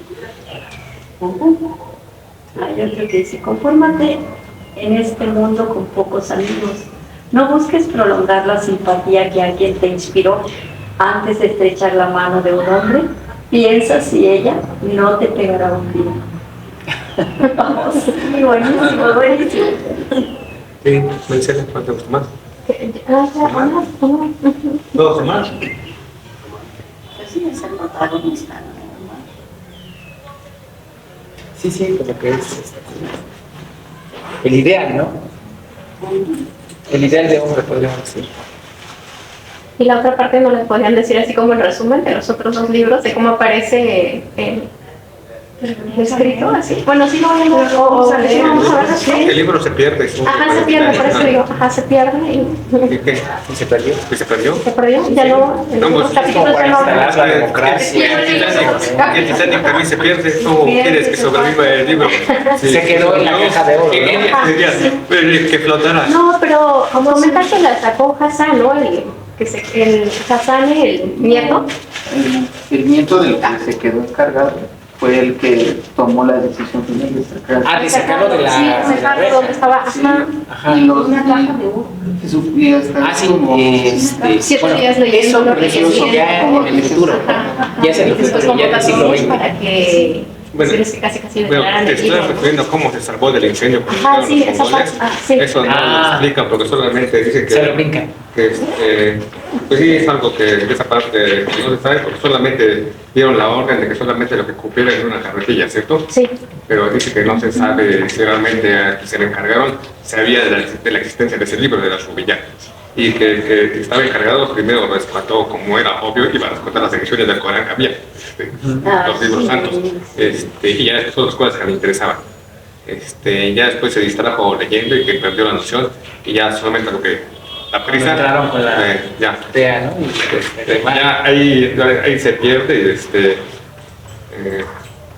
pues sí, no sabe cómo se escapó del incendio el libro. Y de casualidad sabrán cómo Amit Malik va a recopilar toda esta información. Muy bien, pero debe ser súper Pues difícil. como pues ir leyendo Sí, pero vamos como que te encontrando refieres. esta información de lo que Él tiene la ventaja que, pues obviamente, su lengua es el árabe. Pues ahí ha de haber muchísima información. Porque en realidad somos muy ignorantes, ¿no? De esa cultura árabe. Ultra ignorantes, ¿no? Eso sí, nos tratan de inculcar muchísimo, no sé, la cultura occidental. Desde a los griegos, a los británicos, a los norteamericanos, a los franceses. Pero siempre menosprecian esa literatura árabe, así como desprecian la nuestra, ¿no? También, la latinoamericana. Porque él estudió, para empezar, en una escuela jesuita, y ya ve que ahí todo estaba prohibido también, ¿no? Quitaban muchas cosas. Bueno, justamente los jesuitas eran también muy perseguidos porque ellos también eran muy progresistas, ¿no? Sí, Ellos sí leían cosas que estaban prohibidas por la ortodoxia. Sí, que había estudiado en una escuela ahí de Notre Dame, y me había sacado de esta información, que había estudiado economía y sociología en la Universidad de Saint-Joseph en Beirut, y después se va a convertir en periodista. Él se ha dedicado a la novela histórica y es normal para un novelista hacer este tipo de investigación. Sí, claro. Y es muy bueno, ¿verdad? Y él tiene una novela todavía más histórica, que es las cruzadas vistas por los árabes, que es la visión del mundo árabe de las cruzadas. Diferente a lo que tiene la visión del cristianismo. Quizá todavía es más histórica. Es el que hay que ver. Es una novela más, tal vez más larga que el del americano. Pero es normal, es una novela histórica que tenga ese contenido. Me llama la atención de su biografía también, ¿no? Que de sus antepasados está esta mezcla entre católicos, masones, Sí. Sus antepasados antepasados. ortodoxos, griegos. O sea, lo que ahí enfatizan es que tiene una mezcla de culturas tremenda. Eso le permite, ¿no? Hacer todo ese análisis. Sí, brincar del mundo oriental al occidental así con tanta naturalidad, ¿no? Voy a hablar en estable, ¿no? ¿Qué voy a Ah, tú vayas. Lo que estaba viendo, me pareció así como rápidamente como ver esta parte del cristianismo cantar los cantares. Bueno, pero es que hay que recordar que en el Islam, bueno, retoman buena parte, ¿no? Del Antiguo Testamento. Sí. Y la verdad es que conocen todas. Sí, efectivamente. Y bueno, esta parte también como que siempre tiene su parte vocacional de ser astrónomo, ¿no? Entonces es también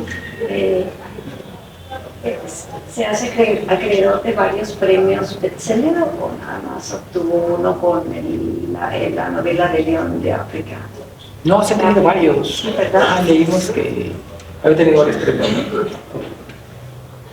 Y por distintas novelas, ¿no? Y también por por algunos de sus ensayos. Pero es un autor conocido, pero digamos en esta parte de América Latina es poco conocido. Casualmente mi jefe vio, estaba el miércoles con esto, porque yo lo vine a imprimir aquí. Se me hizo un poco caro y dije, lo voy a imprimir. Esa es la primera parte. Y mi jefe, que fue también jefe de Víctor, lo ve y nos dice, yo estoy leyendo ese libro.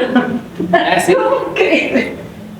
Sí, lo estaba leyendo. Y ya le platicamos. Sí, curioso. Qué coincidencia. Es una coincidencia. Sí, pero ya no nos pusimos a platicar sobre él, si no nos tiraba toda la reseña. Diría Borges, es el azar o la providencia. Sí. Pues qué interesante. Sí. Antes de que se me olvide, la próxima sesión está programada a las 1001 noches, pero es cortito. Y como viene Semana Santa, la siguiente va a ser una semana después y está programada la vorágine, que es un poco más grande. Entonces, lo que comentábamos Víctor y yo es que vamos a invertirlo. La próxima sesión, que es en 2 semanas, vamos a leer la vorágine. Todos yo les envío el correo para recordarles. Y una semana después, los cuentos con la selección que ya hicimos de las migrantes. Sí, está. Sí. Ya vi. Ay, sí. ¿La vorágine? Sí. Está denso. Se lee muy rápido. Sí, se lee rápido. Bueno, yo lo digo. Es algo equivalente a esto. Casi no sé. Lo puedes leer. Surge la duda. Ya no vamos a ver la segunda parte del. No, ya no. ¿Ya no? No, o sea, aquí ya que concluyó. no. Sí, exactamente. Por eso yo decía si nos podrían dar un resumen de la segunda parte.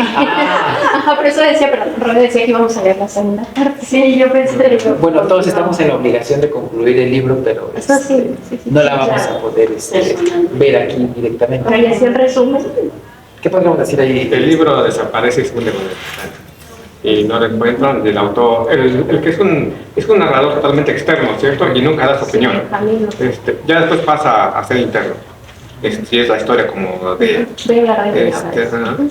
pasa de un narrador externo a un interno. Y al final de cuentas se culpa por no poder preservar el libro. Y es alguien, en cierta parte narra una historia de alguien de Occidente, porque él es de Estados Unidos, el personaje, y que se entera, pero que no tenía la intención de conocer Oriente, y como por ciertas casualidades, pues según la posibilidad, se vuelve después como un especialista de Oriente, ¿cierto? Y rápidamente llega a conocer a grandes personajes del mundo de Persia, de la Irán de finales del siglo XIX y principios del siglo XX. Llega a conocer a grandes personajes. Hay un personaje femenino que también es como un personaje parecido a Yakan, y como un personaje de las 1001 noches, así como fantástico, el cual es su pareja y se enamoran, y que ella también tiene, bueno, el libro pasa por diversas cosas, sí, el libro tiene su propia aventura, él tarda en conseguirlo, en estar en su poder, después pasa al poder de esta, que es princesa, ¿no? La princesa, pero no lo pueden conservar, al final de cuentas se hunde con el Titanic. ¿Y qué se perdió ahí? Es lo que queda en el enigma. Y que era tan bello y importante, que cambió al Redentor, que cambió a Hassan, que cambió a muchas mentes. ¿Qué fue lo que se perdió? Pues no se sabe. Es una novela que también es política, y que en ese tiempo veía, siglo XIX, principios del XX, veía que Occidente, principalmente los Estados Unidos, con diferentes visiones, hay otro también tipo de personajes también políticos, con Occidente podría cambiar a los problemas que tenía el mundo persa. Una visión totalmente contrapuesta a la actual, cuando Irán, a Estados Unidos son enemigos totalmente, ¿cierto? Pero él, a finales del siglo XIX, después del XX, pensaba que Estados Unidos podía ser un aliado de Irán o de Persia. Entonces, estaba interesante, en mi opinión, mucho más interesante. La primera parte es extraordinaria, la segunda está interesante, pero tal vez ya no tiene ese mundo antiguo, ese mundo de toda Asia Central, con esos grandes personajes. La segunda parte buena, pero no tan mágica como la primera, en mi opinión. Y todavía con mucha poesía, pero hay menos poesía que la primera parte.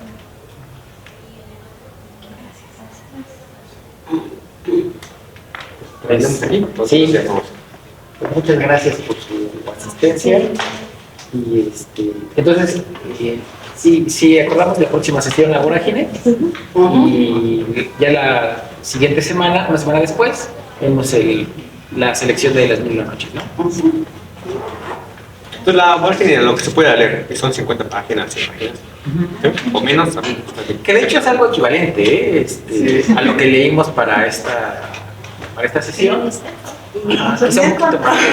Sí, la estamos buscando. El libro se divide en 3 partes. ¿Cuál? El que... De la vorágine. No, esto no lo saben. Ay, perdón. El libro que leímos se desmarcando son 3 partes, ¿no? ¿Cuatro?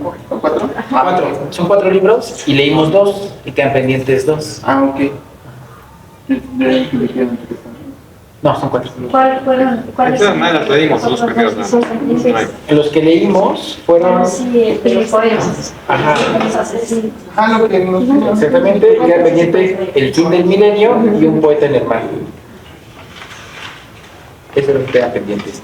Y La Vorágine está digital en la base, pero si lo quieren adquirir en físico, Porrúa lo vende.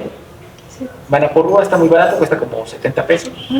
Estuvimos rastreando y no lo encontramos. Sí, si van a la librería Porrúa, cuesta como 70 pesos. Está muy económico. Sí. Y hay una edición de Conaculta, yo apenas la vi en estas librerías de Conaculta. Bueno, no, ya no es Conaculta, ya es como la que está aquí afuera de la Biblioteca Vasconcelos, por ejemplo. Educal, las librerías de Educal. Hay una edición que era de Conaculta, que ahora yo no sé si ya es Educal, que también esa cuesta como 150, 120 pesos. Pero la de Porrúa es muy económica. Es que no hemos podido abrir los PDF. Pero sí, ya les mandé la liga, ¿no? Díganme. Es que no tienen correo del Politécnico. No, pero les mandé la liga de Dropbox. ¿No les llegó? Sí, pero no pudimos No acceder. pudimos. ¿Al Dropbox? Ni en casa. No lo pude. ¿Le quieres preguntar algo? Porque registré sus correos para que Como que no tenemos el permiso de para que se vea. Sí, no. Buscan que se las mandes por... Sí, se las mando, entonces, no hay problema, se las mando y les mando las siguientes. Pero si lo quieren en físico, Porrúa tiene ediciones muy económicas. Sí.